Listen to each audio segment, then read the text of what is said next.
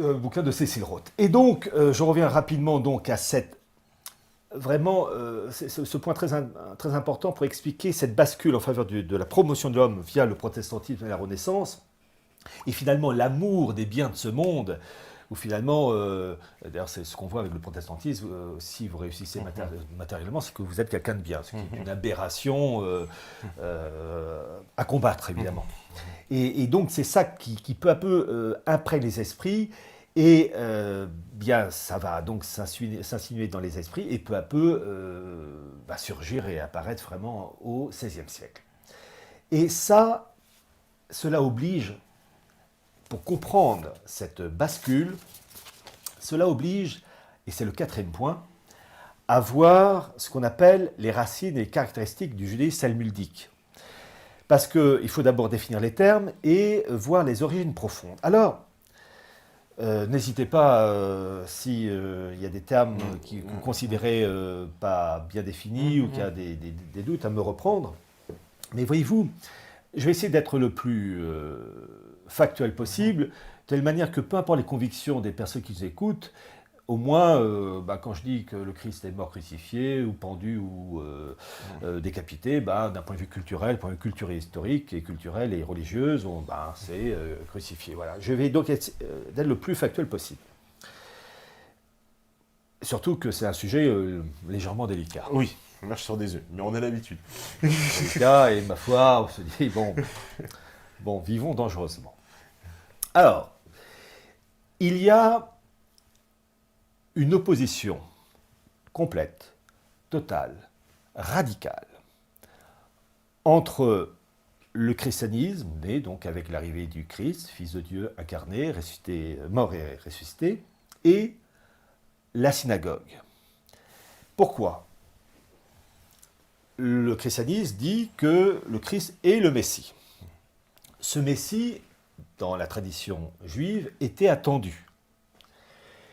Et lorsqu'il est arrivé, avec Jésus de Nazareth, il a été reconnu par quelques juifs, le vieillard Siméon, et puis ensuite les premiers apôtres, qui, le reconnaissant, n'ont plus été juifs, mais sont les premiers catholiques. Il faut pas... Saint-Pierre est le premier catholique. Certains disent, oui, c'était pas encore l'Église catholique, il faut me mettre la date de bascule. Non, c'est la fondation du catholicisme. Bon, mais mis à part les quelques juifs à reconnaître le caractère messianique du Christ, les juifs, dans leur immense majorité, ne reconnaissent pas ce caractère messianique. Et pour eux, ce Christ, se présentant comme le Messie, c'est un véritable imposteur, c'est une honte, c'est une aberration qu'il faut détruire, qu'il faut abattre, et il faut en particulier détruire tout ce qui émane de sa pensée, que ce soit la jeune Église qu'il lance et qui va être incarnée par les papes, mais aussi les États qui vont s'inspirer du modèle catholique et qui vont donner par la suite la France, l'Espagne, l'Italie, enfin l'Angleterre, et je dis surtout la France avec le baptême de Clovis, et vous allez comprendre pourquoi. Et donc, du fait de la montée en puissance du christianisme, la synagogue va fabriquer une pensée, un ordre de pensée pour combattre le christianisme et aussi protéger les juifs d'un monde qui devient hostile à leur pensée. Et c'est le Talmud. Alors, le Talmud, on peut le résumer, en gros, c'est un sorte de code juridique pour permettre aux juifs de vivre dans un monde qui devient hostile d'un point de vue spirituel et politique. Et alors, vous avez deux types de Talmud, vous avez le Talmud de Jérusalem et de Babylone. Et donc, ce Talmud le Talmud n'existait pas du temps de Moïse, c'est une création après la naissance du Christ, et c'est une création en réaction à la menace, entre guillemets, incarnée par le Christ, et puis ensuite ses adeptes et la jeune Église, et ensuite les États qui s'inspirent du catholicisme. Et donc, vous avez deux mondes qui s'opposent, deux visions, le christianisme qui dit « notre Messie est arrivé, c'est le Christ », et les Juifs, la synagogue, qui disent « non, c'est un imposteur, il faut détruire ses œuvres. Nous, on attend toujours le vrai Messie. Nous attendons le vrai. » Donc, vous avez deux mondes absolument inconciliables. Et pour la synagogue, il faut à tout prix effacer tout ce qui est création de l'esprit catholique lancé par le Christ. Et il y est très intéressant de voir que la synagogue, le Talmud, donc, attendant l'arrivée du Messie, considère que la chose ne peut se faire que par étapes et que finalement, c'est en bout de course que véritablement, après de nombreuses étapes, que leur Messie pourra venir. Et c'est très intéressant de citer les propos d'un rabbin, le rabbin Eli Ben Amozeg, qui était de Livourne, je crois, et qui disait, écoutez ceci, et je donne sa définition à partir de son livre Israël et l'humanité, je cite le rabbin Ben Amozeg, ce qui caractérise le judaïsme, c'est qu'au rebours des autres religions, il place la perfection non pas au commencement, mais à la fin. Telle est en effet la signification de l'ère messianique qui l'attend et que nous définissons ainsi la foi en la perfection future, religieuse, morale, sociale et matérielle du genre humain, qui doit avoir son accomplissement dans les derniers temps. Et là, vous avez véritablement une déclaration de guerre, parce que vous avez une opposition complète entre le monde catholique lancé par le Christ, qui lui a posé les fondations, ça y est, le Messie c'est lui, tout se construit à partir de lui, c'est d'un point de vue spirituel et temporel, et la synagogue qui dit tout l'inverse. Nous, c'est pas le début, c'est à la fin. C'est à la fin, ouais. Donc vous voyez, entre le départ pour les catholiques et les juifs qui disent eux c'est à la fin, et qui disent qui plus est qu'il faut arriver par étapes à cet idéal pour favoriser le retour du Messie, roi des Juifs, eh bien, il faut donc procéder à des mesures qui, quelquefois, vont être violentes. Alors, c'est très intéressant de voir que, pour cela, il faut, et là je ne fais que reprendre exactement les travaux d'un éminent auteur israélien, historien et philosophe, qui s'appelait Gershom Scholem, qui a écrit un livre passionnant qui s'intitule « Le messianisme juif, essai sur la spiritualité du judaïsme », que j'ai lu crayon à la main, qui est mort en 1982, qui est à l'origine un juif allemand, et qui donne une explication du messianisme juif. Donc j'ai dit que le rabbin Ben Amozeg dit que c'est à la fin. Bon. Et que pour accéder à cet idéal, permettant donc le retour d'un jardin d'Éden, d'un nouveau jardin d'Éden, il faut passer par des étapes qui, dans l'idéal du messianisme juif, passent obligatoirement par des catastrophes et des révolutions. Et ces catastrophes, révolutions permettent de rebondir pour peu à peu, à nouveau, relancer une course pour aboutir, en fin de course, à l'arrivée du Messie. Et pour cela, je vais citer un extrait absolument extraordinaire de cet historien israélien, Gershom Scholem, sur le messianisme juif. La citation est un peu longue, mais elle est très profonde et chaque mot a son importance, avec des répercussions politiques, économiques, militaires, puis regardons ce qui se passe dans le monde. Et après avoir lu cela, vous allez comprendre mieux l'idéal du messianisme juif. Je cite Gershom Scholem, « Le messianisme, en effet, a toujours eu pour objet le rétablissement de l'existence nationale. Bien qu'il mène également au-delà de celle-ci, le messianisme apocalyptique a concilié de façon presque spontanée les promesses et les traditions antiques avec de nouvelles raisons d'y adhérer, avec de nouvelles interprétations et réinterprétations.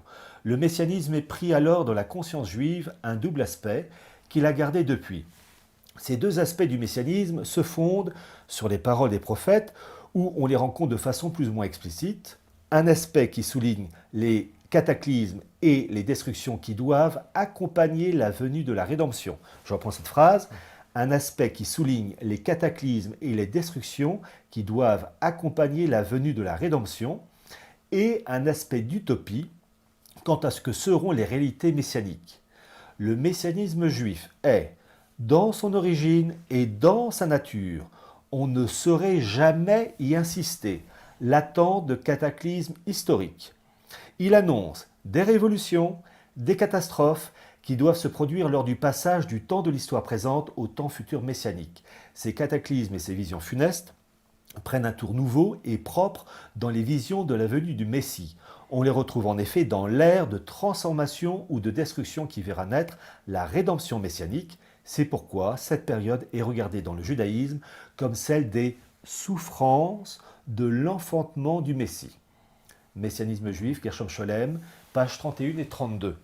C'est-à-dire que quand on lit ça, ça veut dire que l'arrivée de leur Messie qu'ils attendent en bout de course ne peut arriver que dans la souffrance, par des révolutions, des catastrophes, j'allais dire par le principe de ordo ab chao, et que peu à peu, grâce à ces souffrances, à ces guerres, à ces révolutions, et après tout, la révolution de 1789 en est le prototype le plus parfait. D'ailleurs, je cite à un moment donné un passage de Gershom Scholem sur la Révolution française, que je citerai tout à l'heure plus exactement quand je parlerai des branches comme Sabbatai Tzvi et Jacob Frank, où il parle de la Révolution française qui correspondait finalement à cet idéal de catastrophe pour passer à une étape supérieure. La citation est un peu longue, mais elle est d'une profondeur. Bon. Donc, c'est très intéressant de voir que le Messie que les Juifs attendent toujours, c'est en bout de course. J'ai repris ce qu'a dit le rabbin Ben Amozeg. Et pour y arriver, il faut des catastrophes, des révolutions, des cataclysmes. Et plus c'est lourd, plus ces révolutions sont lourdes, puissantes, etc., plus on accélère l'arrivée de ce Messie. On peut dire qu'on est dans une période assez prolifique. J'osais à peine le dire. J'osais à peine le dire. Effectivement, on est dans une époque où... bon, bref. D'ailleurs, ce n'est pas pour rien que le 23 septembre 2012, vous avez eu la prière de toutes les communautés juives pour l'arrivée du Messie, c'est-à-dire dans la tradition catholique de l'Antéchrist, parce que s'ils l'ont fait, c'est qu'ils estiment que l'organisation planétaire du monde est suffisamment avancée d'un point de vue spirituel et temporel pour être couronné par leur Messie. Vous êtes au courant de ça, du 23 septembre 2012, vous vérifiez sur YouTube la prière pour le Messie, le Messia, 23 septembre 2012, prière, s'ils l'ont fait, c'est qu'ils estiment que l'organisation planétaire est suffisamment animée des souffrances de l'enfantement. Il n'y a pas de péridurale dans ces trucs-là. Et pour être couronné par leur Messie à eux. Et ben, on peut dire que, effectivement, donc c'est-à-dire que c'est vraiment par le chaos quoi, qui je ne fais que reprendre. Un accouchement dans la douleur. Hein. Le messianisme juif est dans son origine et dans sa nature. On ne saurait jamais assister là-tant de cataclysmes historiques. Donc, quand on voit les cataclysmes comme la révolution bolchevique, 1917, le nazisme, pourquoi pas, la révolution de 1789, tous les grands événements politiques et militaires et économiques. Les guerres mondiales, etc. Bien les souffrances de l'enfantement, quand ça se traduit par des morts, on peut se dire que ça peut rendre service. Si vraiment on reprend les textes. Les textes. Et après tout, c'est quand même spécial de Gershom Scholem et je lui fais confiance. Et ben on va faire une petite pause, ça tombe bien. C'est pile poil l'heure, la régie elle est prête. Et puis on revient juste après. Et puis bon, les questions on répondra à la fin. Parce que je sais qu'il y en a beaucoup là. Une avalanche de questions. À la fin on répondra aux questions évidemment. Surtout qu'il y a déjà un développement. Il y a différents morceaux de puzzle et après il faut synthétiser tout ça. D'accord. Et ben on revient juste après. C'est la pause. À tout de suite sur la libre antenne. À vous la régie. Voilà, donc de retour sur la libre antenne, c'est la deuxième partie, toujours avec Pierre Hillard, pour cette histoire secrète de l'oligarchie anglo-américaine. Donc, après que vous ayez préfacé le livre de Carol Quigley, et donc on a bien expliqué tous les liens de... Pas tous les liens. Enfin, pas encore. Oh là, il en reste à découvrir, bien sûr, là j'ai dit tous les liens, pas encore, dès que le début encore, quasiment, justement, de tous ces liens, et en particulier cette élite... britannique et ses liens très forts avec on va dire la puissance financière juive entre guillemets. Oui, qui va peu à peu s'instaurer et se renforcer au cours des générations. Et je m'étais arrêté avant la petite rupture, la coupure, avec cette fameuse prière juive du 23 septembre 2012 pour l'arrivée du Messie que vous pouvez retrouver sur internet. Messia, Messie, 23 septembre 2012, prière. Bon, alors.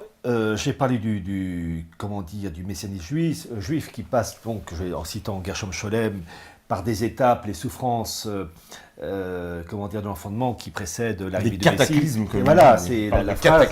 Le messianisme juif est dans son origine et dans sa nature. On ne saurait jamais y insister, j'aime bien ça, l'attente de cataclysme historique. Donc, sous-entendu, quand il y a des cataclysmes, eh bien, selon Gershom Scholem, qui est quand même la référence, c'est le plus grand, historiens et philosophes dans ce domaine-là, eh bien, ça sous-tend finalement que ça va en faveur de l'arrivée de leur Messie à eux. Donc, principe qui est absolument opposé au modèle catholique. Alors, j'explique ça parce que, voyez-vous, comment dire, ces références religieuses et philosophiques ont ensuite un impact matériel, politique, psychologique. Donc, pour comprendre la situation matérielle qui nous étreint et qui nous étouffe, il faut comprendre les raisonnements religieux et philosophiques qui animent ces personnes. À la rigueur, tout ce que j'essaie de dire, c'est du factuel, et factuel à partir de personnes qui ont fait leurs preuves.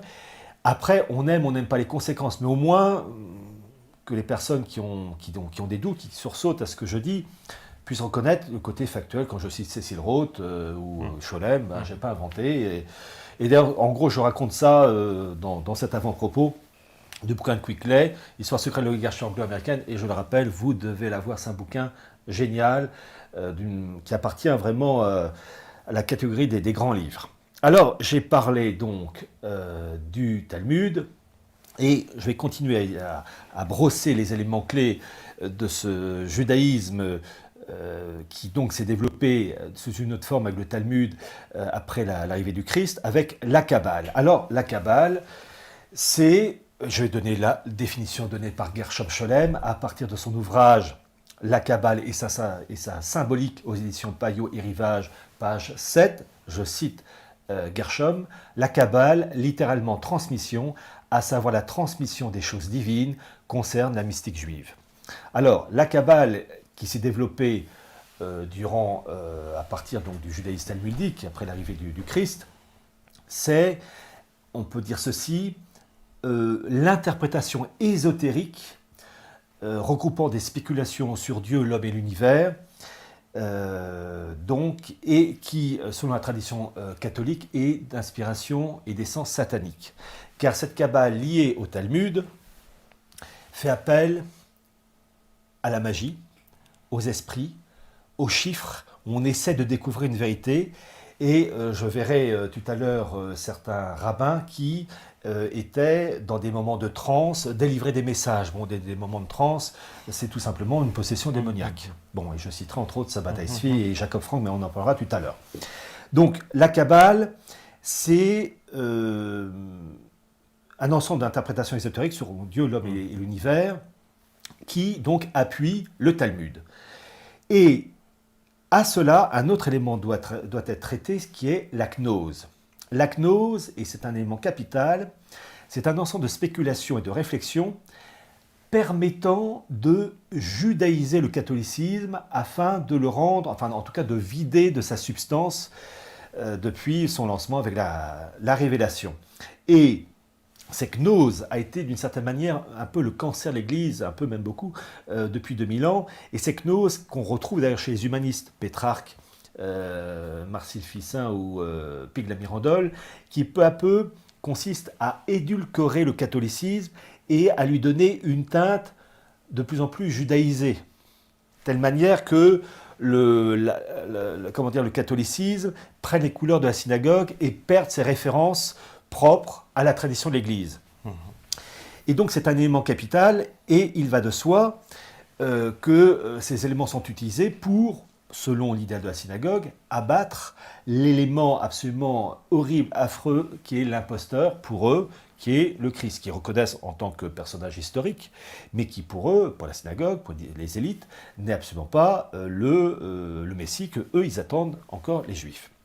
Et donc, détruire le catholicisme, avec ses conséquences temporelles, son organisation politique, et on va voir pourquoi, c'est substituer une autre forme de religion pour les non-juifs. Et j'ai déjà eu l'occasion d'en parler dans mon livre « Chronique du mondialisme », où j'ai évoqué en particulier le noachisme. Alors le noachisme, c'est une religion pour les non-juifs. Et il y a un mot pour cela, on appelle cela les gentils. Les gentils. Les gentils.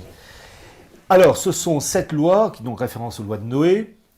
Et le noachisme, s'appuyant sur cette loi, il y en a une qui est consacrée aux magistrats, qui est chargé donc finalement de gérer la bonne application des 6 autres lois, et qui sont les 6 lois noachites qui interdisent l'homicide, l'inceste, le vol, bon d'accord, rien contre, mais entre autres qui interdisent le polythéisme. Alors, là je vais essayer d'être le plus factuel et faire en sorte que vraiment tout le monde puisse comprendre la finalité du noachisme pour les non-juifs. L'islam est une religion monothéiste. Le judaïsme est une religion monothéiste. Le catholicisme est une religion monothéiste. Mais, pour les gens du Talmud, le catholicisme est un polythéisme en raison du dogme catholique qui est celui de la Sainte Trinité, Dieu le Père, le Fils et le Saint-Esprit. Bon, c'est un dogme dans le domaine catholique, dans la religion catholique. Pour les gens du Talmud, c'est une horreur. Ils appellent cela un trithéisme, 3 dieux. Et il faut à tout prix effacer ce caractère trinitaire pour faire de la religion catholique une religion pour eux monothéiste, c'est-à-dire un Dieu unique, comme c'est le cas dans le judaïsme, ou encore le monothéisme. Et après avoir réussi, c'est l'idéal théorique de la synagogue avec le Talmud, après avoir réussi à gommer les aspérités du catholicisme, c'est-à-dire à faire disparaître la Sainte Trinité, mais aussi le culte marial, eh bien, donc la Sainte Vierge, eh bien, on arrivera peu à peu à judaïser le catholique et en faire, et là je fais que reprendre l'expression du rabbin Ben Amozeg, à mettre en place ce qu'ils appellent le catholicisme d'Israël. C'est l'expression utilisée par le rabbin Ben Amozeg dans son livre Israël et l'humanité. Et vous avez donc le Talmud pour les Juifs, lié à la Kabbale, etc. Et vous avez le noachisme pour les non-juifs, c'est-à-dire la population planétaire. Et la finalité, l'idéal du Talmud, c'est que, en lisant avec le noachisme, c'est que le peuple juif, après donc extinction du catholicisme trinitaire, le peuple juif est le seul peuple prêtre, intermédiaire unique entre le Dieu unique, le monothéisme, et le reste de l'humanité non juive, dans un cadre politique et économique unifié, comme disait Jacques Attali, l'argent, forme supérieure de l'organisation des relations humaines, y compris dans le domaine religieux. Donc, dans un cadre politique et économique unifié, selon les codes du Talmud, comme disait Jacques Attali, les auteurs du Talmud, pour la plupart marchands, vous voyez donc la communion de pensée, l'ensemble devant aboutir au couronnement suprême avec l'arrivée du Messie, qui doit donc encadrer cette organisation qui doit voir le jour en bout de course, comme le rappelait le rabbin Ben Amozeg.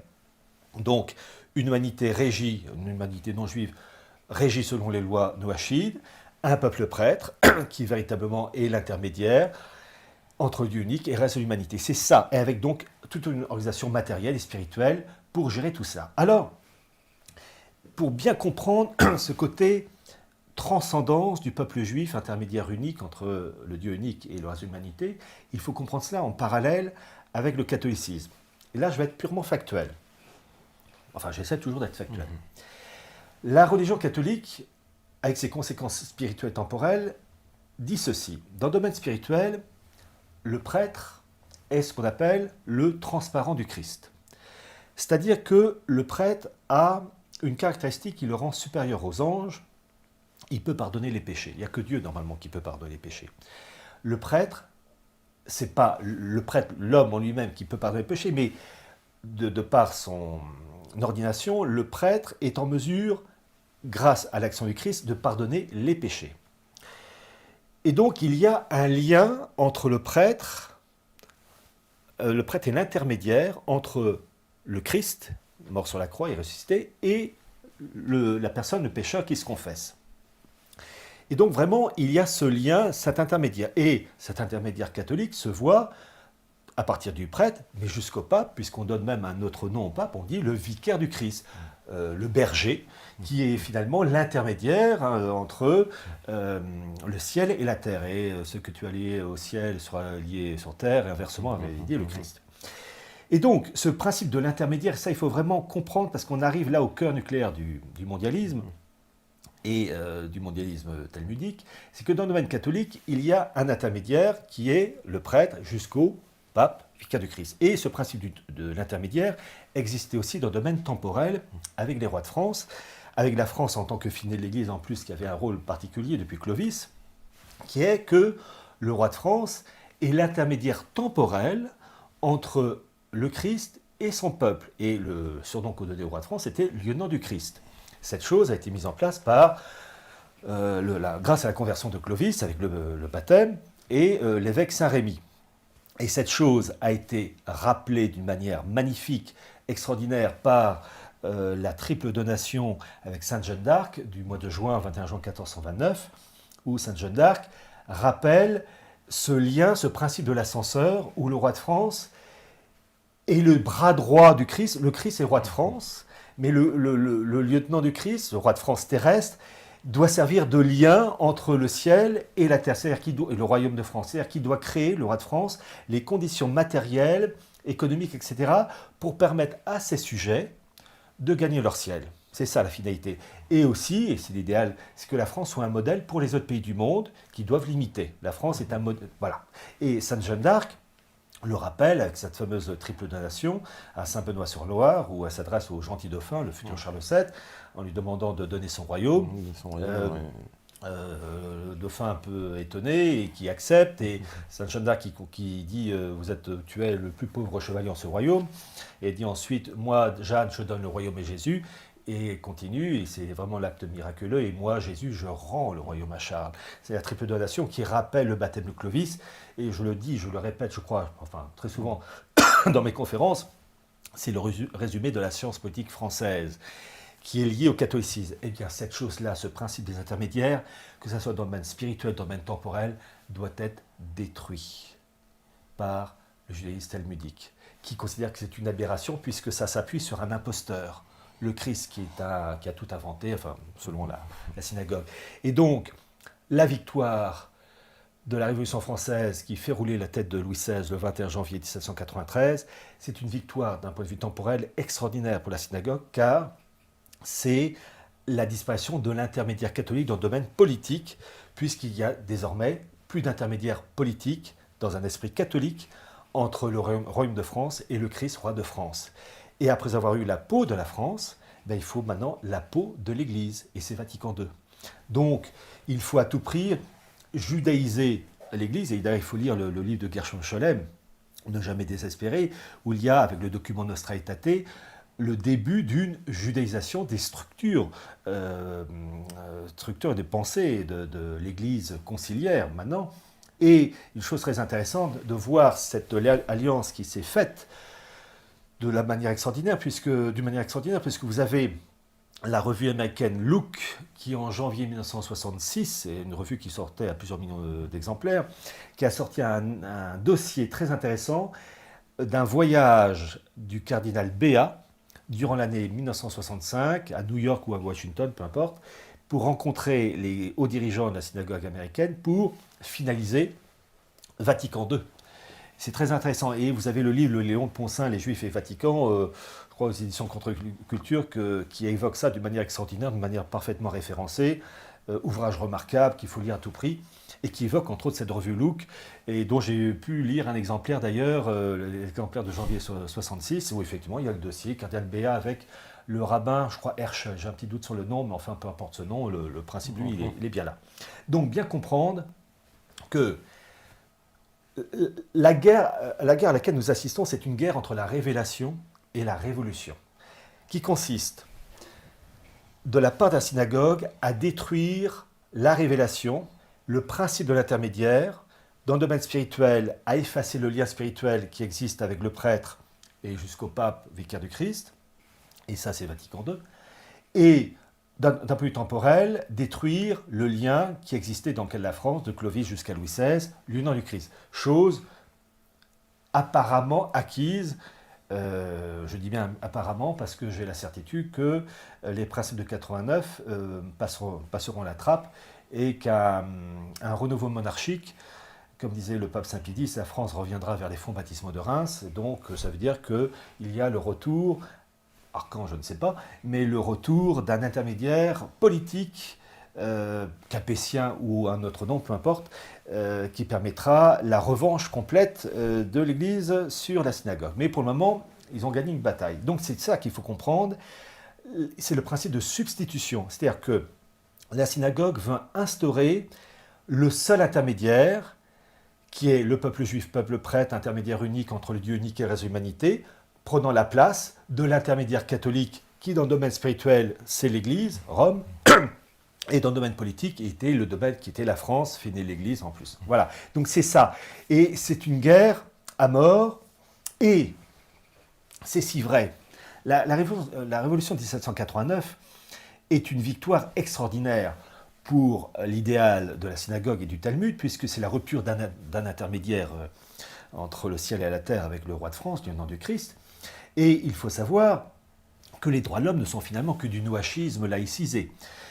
Et la logique, parce qu'il y a une logique dans cet idéal, il est tout à fait logique que depuis l'instauration des républiques, ou la République, parce que peu importe le numéro, c'est la République, s'appuyant sur le principe de 89, il est tout à fait logique que dans les synagogues, les samedis jours de fête, vous avez une prière pour la République française. Voilà. Oui, alors... Voilà. Et alors, je l'ai. C'est simple, vous pouvez vérifier sur Internet, vous tapez synagogue, République française, prière. Je ne vais pas vous lire toute la prière, mais je vous lis simplement le début. Éternel maître du monde, ta providence embrasse les cieux de la terre. La force et la puissance t'appartiennent, par toi seul tout s'élève et tout s'affermit. De ta demeure sainte, ô Seigneur, bénis et protège la République française et le peuple français. Regarde avec bienveillance depuis ta demeure sainte notre pays, la République française, et bénis le peuple français, que la France vive heureuse et prospère, etc. Incroyable, parce que, petite précision, c'est une prière qui a été, qui a été faite le jour des fameux attentats à Paris. En présence, c'est vous, ça, voilà. Non, c'est pas moi. En présence de Manuel Valls, il y avait Taubira, enfin bon, tout le gratin du gouvernement. Et on attendait, alors moi j'étais assez étonné, on nous parle d'un rabbin, on nous dit, ah bah il y a un rabbin qui doit venir, etc. Je dis, ah, ils vont pas quand même. Et ils nous disent, si, on va faire une prière. Alors bon, déjà, le concept laïcité, parce que bon, il paraît, maintenant on voit une petite croix, ça met tout le monde en émoi, mais là, apparemment, ça faisait pas peur. Rabbin. Voilà, donc un rabbin qui vient faire sa prière, et il a fait cette prière-là. Alors j'étais hyper étonné, parce que moi je ne connaissais pas, je me suis dit, mais qu'est-ce que c'est que cette prière? Mais c'est logique. Ouais. C'est logique, parce que voyez-vous, la synagogue, enfin les représentants du Talmud, ne peuvent pas faire une prière, ou ne pouvaient pas faire une prière, pour la monarchie française d'avant 1789. Ils pouvaient, pour des raisons d'ordre pratique et ciblées, faire une prière pour un roi de France parce que dans l'espoir d'obtenir quelque chose. Voilà. Mais ils ne pouvaient pas faire une prière du style Saint-Louis ou Louis XIII, lieutenant du Christ. Ben non, lieutenant du Christ, par définition, le Christ est un imposteur à abattre. Donc ils ne pouvaient pas rendre hommage à un système politique dont les références sont le Christ, Fils de Dieu incarné, mort et ressuscité, puisque la chose abhorrée, détestée, rejetée par le Talmud. En revanche, à partir du moment où il y a eu la rupture du lien avec le ciel, avec la mort de Louis XVI, qui est un meurtre gravissime, parce qu'ils ont vraiment tué le lieutenant. Le roi de France, vous avez l'homme et la fonction. L'homme, plus ou moins à la hauteur, et la fonction royale, qui, elle, est absolument d'une dignité et d'une importance inouïe, puisque c'est le lieutenant du Christ. Vous vous rendez compte, on en frémit normalement.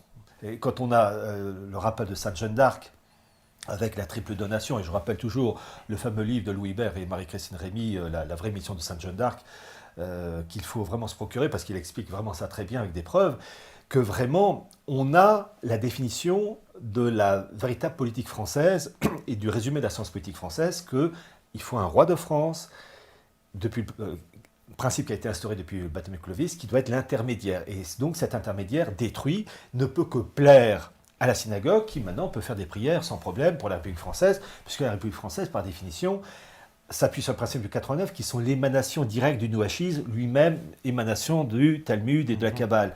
Donc il y a une communion de pensée qui est très logique. C'est ce que je raconte dans l'avant-propos du bouquin sur le secret de l'oligarchie anglo-américaine. Donc, l'objectif, c'est détruire toute la transcendance catholique avec ses répercussions spirituelles, politiques, économiques et psychologiques. Bon, et instituer, mais étalé sur des générations, le seul intermédiaire qui est la revanche complète de la synagogue sur la révélation et sur le modèle catholique. Et d'ailleurs, à titre d'information, sur mon bouquin Chronique du mondialisme, il y a la citation d'un juif du 19e siècle qui s'appelait Samuel Cohen, qui disait dans son livre, dans un document, pardon, Archives israélites, alors je donne les références toujours, Archives israélites 1847, tome 8, page 801, je vous donne la formule, enfin les propos de Samuel Cohen qui disait: et nous aussi, nous soutenons à l'exemple de célèbres talmudistes qu'il ne faut pas entendre l'arrivée du Messie dans le sens grossier des soi-disant conservateurs. Le Messie est venu pour nous le 28 février 1790 avec la Déclaration des droits de l'homme. Le Messie que nous attendons, c'est la diffusion des Lumières, c'est la reconnaissance de tous les droits, c'est l'émancipation de l'humanité entière. C'est toujours l'humanité et le peuple juif et le peuple en tant que levain pour unir cette humanité. Il y a vraiment il y a un aspect spirituel avec des conséquences politiques, économiques et psychologique. Donc vraiment, c'est ça qu'il faut comprendre. Ce que je raconte là, c'est le cœur nucléaire du mondialisme. Guerre entre la révélation et la révolution. Alors, on se rapproche peu à peu des morceaux du puzzle qui expliquent les origines profondes de cette oligarchie anglo-américaine décrite par Quickley. Et je vais faire un tout petit rappel avant de passer au point suivant qui est la bascule avec l'Angleterre. Donc, je rappelle que vous avez le lobby anglais, entre guillemets les barons anglais, qui s'imposent en 1215, avec la City qui émerge véritablement. Vous avez, j'ai évoqué cela aussi, le rôle des maranes, l'importance de la Jérusalem hollandaise. Je vous ai parlé du changement progressif des mentalités parmi les élites européenne, avec d'abord les humanistes, Pétrarque, Pigla-Mirandol, Reuchlin, qui, travaillant en liaison, ayant des échanges intellectuels avec des élites juives, ont peu à peu modifié les structures des élites européennes et qui, peu à peu, se sont décatholisés. Tout ça s'est étalé sur des générations et favorisant donc la naissance, le lancement du protestantisme et de la Renaissance. Et puis, l'idéal de la synagogue, qui est donc d'imposer un modèle prenant le pas sur le modèle institué par l'Église. Vous savez, je prends toujours ce fameux livre de Monsieur de Lassus, La conjuration antichrétienne, le temple maçonnique, qui est un outil de la synagogue, le temple maçonnique voulant s'élever sur les ruines de l'Église catholique. Monsieur de Lassus, il avait tout pigé. Il faut lire aussi Monsieur Rejoint, qui avait parfaitement, enfin, ces génies qui n'avaient pas l'esprit empoisonné, comme c'est le cas aujourd'hui, et qui avaient parfaitement pigé les origines profondes, à l'origine des conflits et des guerres, qu'elles soient militaires, mais aussi économiques, et des troubles sociaux. Parce que tout ce qu'on voit aujourd'hui, ce n'est que la conséquence d'un long travail de ça pour favoriser une bascule. Et ça, j'en parlerai en particulier avec certains éléments tout à l'heure. Alors, voilà, j'ai posé un peu le cas des origines. L'origine du protestantisme, la Renaissance, promotion de l'homme, les maranes, etc.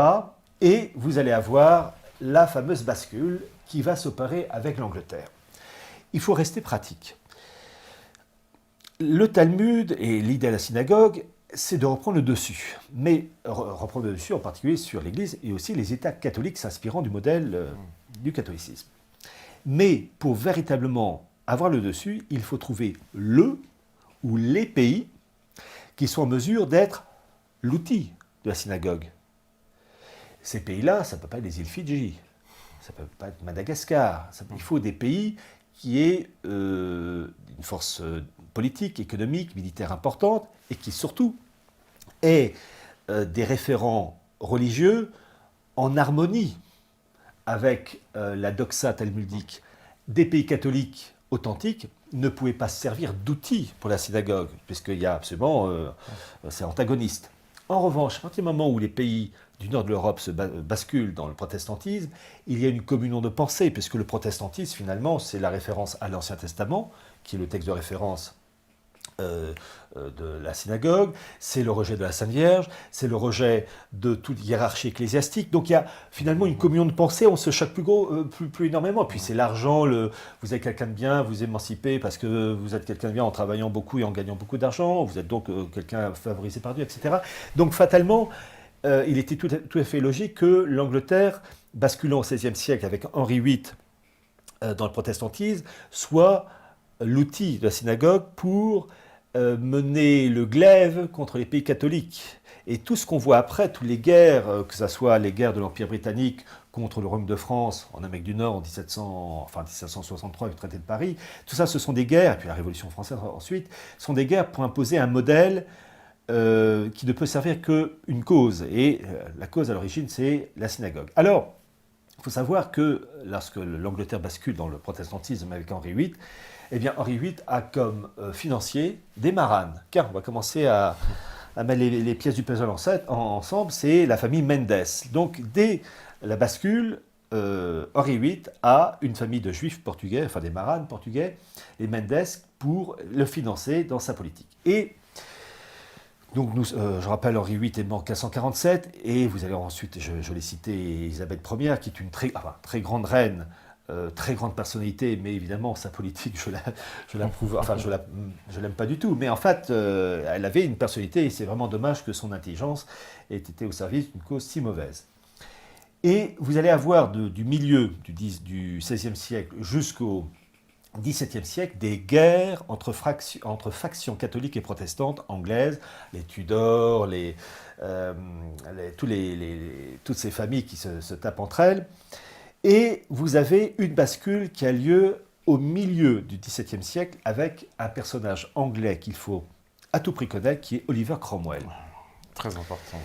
Oliver Cromwell qui va quand même condamner à mort et décapiter Charles Ier en 1649. Et Oliver Cromwell est un adepte fanatique du protestantisme, et quand je dis protestantisme, du puritanisme. Donc, il a une vision des choses enracinée dans l'Ancien Testament qui ne peut que plaire et s'attirer, donc plaire à la synagogue et s'attirer que des amis, ou en tout cas une sympathie de la part de ces gens-là.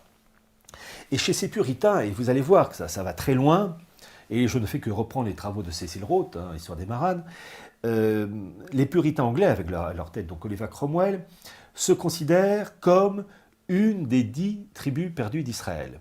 Vous avez les tribus perdues d'Israël depuis 720 ou 722 avant Jésus-Christ, tribus qui ont été dispersées, et ces puritains anglais vont dire, nous, puritains anglais, nous sommes une des 10 tribus d'Israël. Alors comment ils vont faire passer, si je puis dire, le suppositoire pour, quand même, c'est un peu gros, mais ils vont quand même le faire. Pourquoi? Parce que, et là, ce que j'ai dit avant, j'étais obligé de le faire, mais peu à peu, ça va, ça va s'emboîter.